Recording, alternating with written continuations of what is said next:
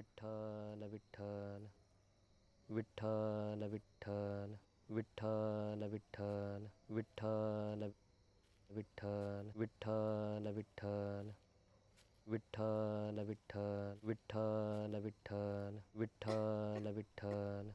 अरे विठ्ठला,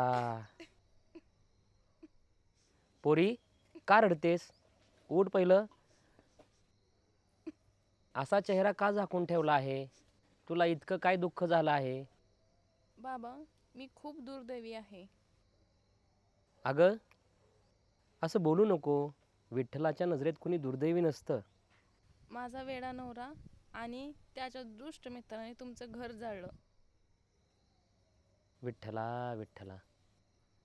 त्या रात्रीपासून त्याला सारखा खोकला सुटला आहे. श्वास देताना सुद्धा त्रास होत आहेत. सगळं करून पाहिलं मी, काहीच उपयोग झाला नाही. पंडितांकडे सुद्धा गेले होते, तरी काहीच झालं नाही. मला माहिती आहे तुम्हाला वैद्यांचे ज्ञान आहे. बाबा, त्याने जे केलं त्यानंतर मी तुमची मदत कशी मागू? पांडुरंगा, मुली पहिलं तुझं अश्रू पुस. अशा छोट्या गोष्टीबद्दल संकोच नको करूस. आपण सर्व विठ्ठलाचीच मुले आहोत. इथं थांब, मी एक उपचाराचं चूर्ण तयार करतो.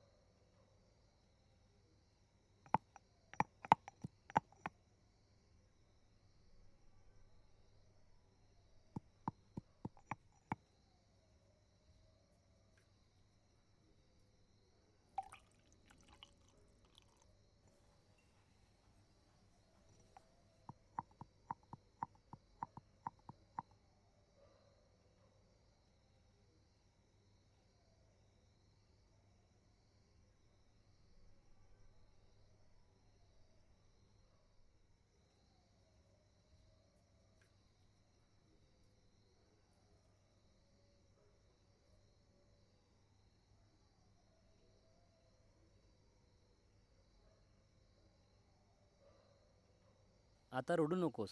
हे गीत तुझ्या नवऱ्याला दिवसातून 3 वेळा दे. आणि घर स्वच्छ ठेव. पाणी उकळून दे. आणि सतत विठ्ठलाचं नामस्मरण करायला लाव. तो सर्व काही ठीक करेल. विठ्ठल विठ्ठल विठ्ठल विठ्ठल